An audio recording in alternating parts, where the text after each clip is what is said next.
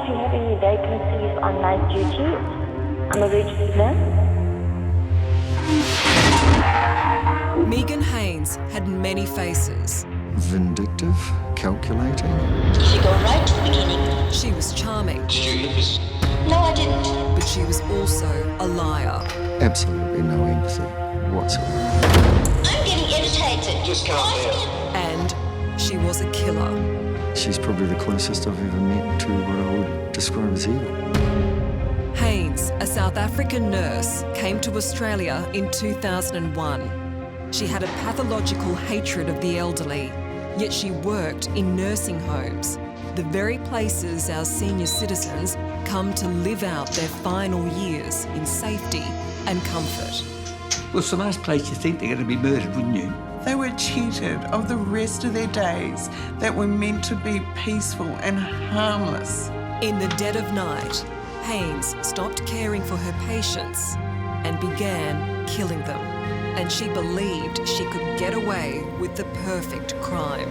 I believe that she's done it before. I do not think this is the first.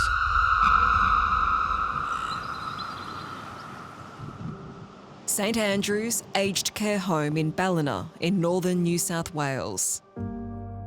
It was home to 77-year-old Isabella Spencer and 82-year-old Mari Durra. She drank like a fish, smoked like a chimney, swore like a trooper, and danced like there was no tomorrow, and sang.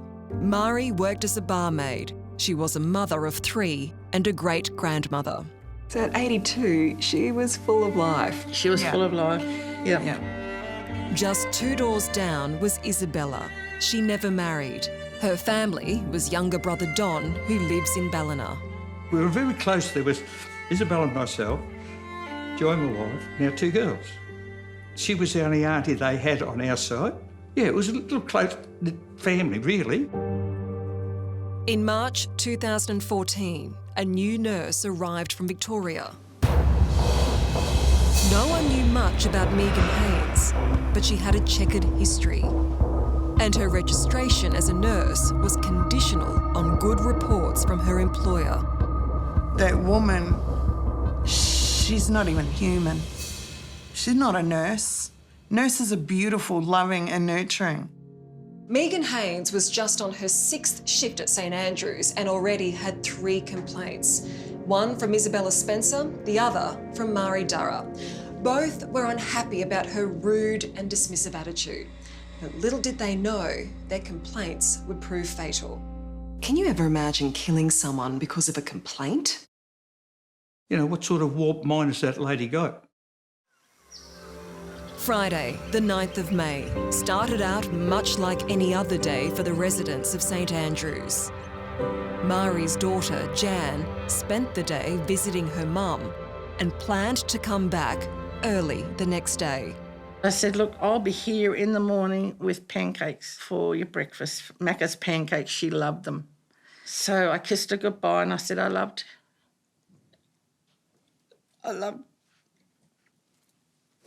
your mum. And then I left, thinking, okay, I'll be getting up early in the morning and go and get mum her pancakes. That evening, Isabella enjoyed her usual pre-dinner gin and tonic, while Mari was listening to her beloved Broncos rugby league team play on the radio. Because she couldn't quite see the TV anymore to watch the football game, she would always have her little transistor radio.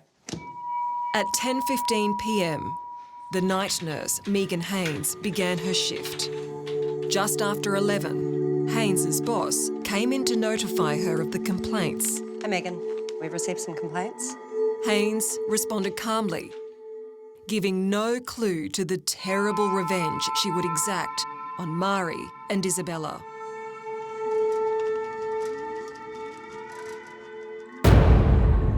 Between midnight and 1 a.m, Haines was all alone in the ward. She entered the locked medication room and stole 2 vials of insulin.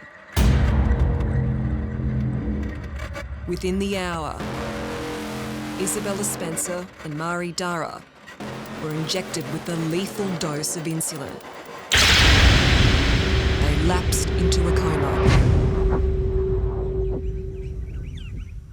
Just after 6 in the morning, Megan Haines did a routine handover and went home. At 20 to 7 in the morning, I received a phone call telling me that they couldn't get any response from Mum. They thought she'd had a massive stroke. And I walked in and saw Mummy trying to breathe. And I screamed at her. I yelled at her, "Mummy, Mummy, wake up, Mummy."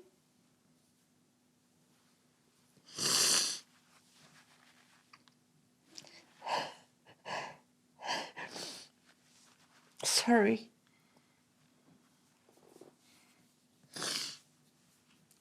And I couldn't wake her up. Just 2 doors down the corridor, nursing staff discovered Isabella was also in a coma. First thing we got a call was to say that she'd had a stroke and we'd have come straight to the nursing home. When we pulled up, there was all the police there. And Joe and I said, "Well, what the dickens is going on here?" Isabella was already dead. 20 minutes later, Mari also passed away. Her granddaughter Shannon was by her side. I held her in my arms and I rocked her. And I just told her, "We're all here, Nanny. We all love you." Death isn't entirely unexpected at a nursing home, but 2 women dying within minutes of each other immediately raised suspicion. By the end of that day, police were investigating a double murder. The first vital clue of foul play came with the discovery that insulin was missing from the locked medication room. The only person with access to the room that night was Megan Haines. Good morning, St Andrews. Virginia speaking. Hi, can I speak to Wendy if she's available, please? Police began tapping Haines's phone and they sent off blood samples from both victims for testing. Can I get her to call you? Yes. If she wouldn't mind calling me Megan Haines. 5 days later, police came here to Megan's unit with a search warrant looking for drugs. They told her it was in relation to the suspicious deaths of Mari and Isabella. Now, the toxicology report hadn't been completed and the cause of death was still unknown, even to police. But then, in a phone intercept the very next day, Megan revealed something that only the killer would know. Apparently the patients were actually given wrong medication. The word is that you're being accused of giving wrong medication, is it? Yes, to 2 people. How would they have found out that she's got wrong medication? I don't know. Unless they were drowsy the next day or something like that, or during the day, or I don't know. Only the killer would know that both women were given the wrong medication. And when the toxicology report arrived, the results were damning. Mari and Isabella had been injected with the lethal dose of insulin. Mum's toxicology report came back as 150 units in her blood.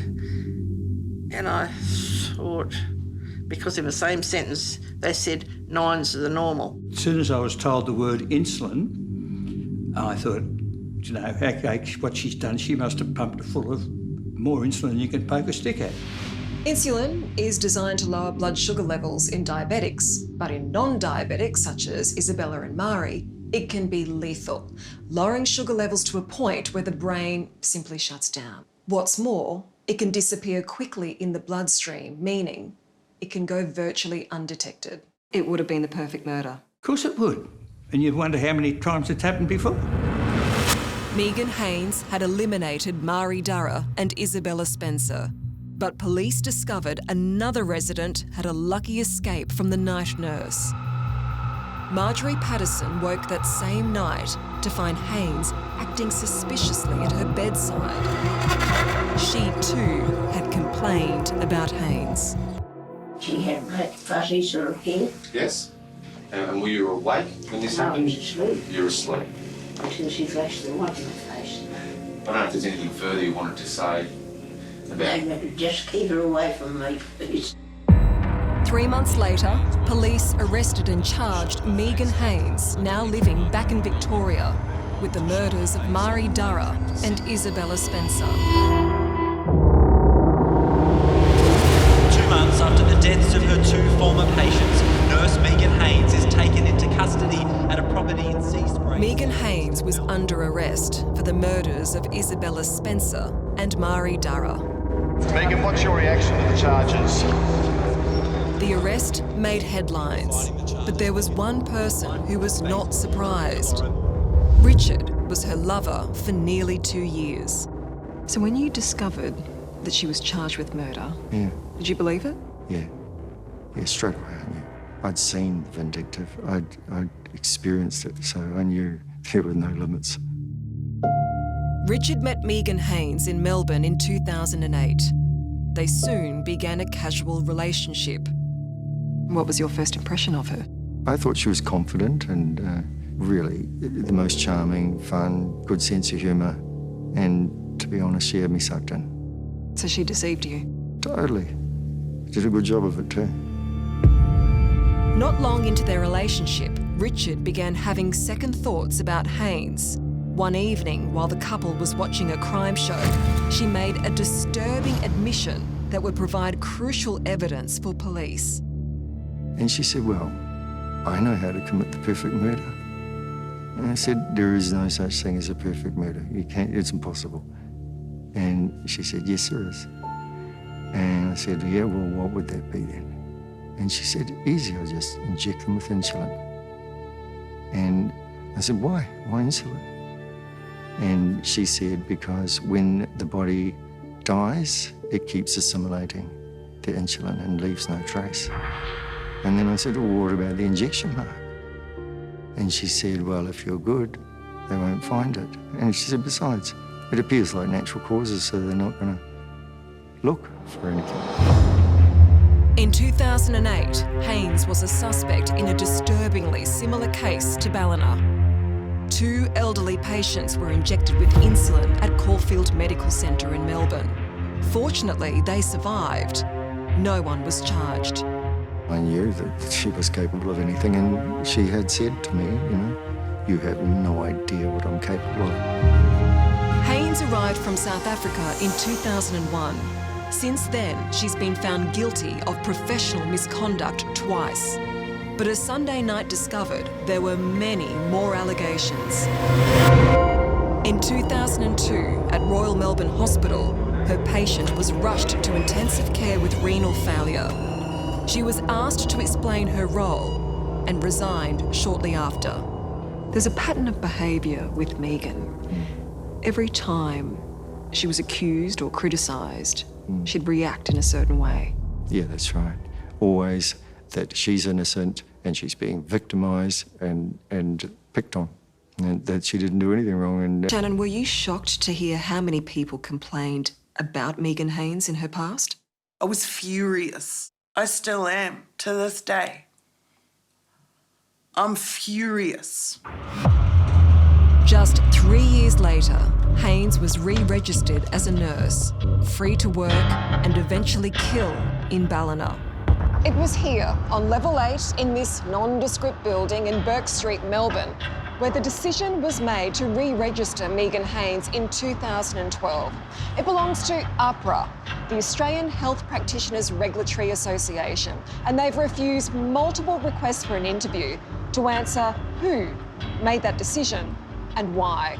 When you bring somebody, your mother, your father, or whatever you like, put them in a nursing home, you expect them to stay there for their natural life, not some female who wants to play God.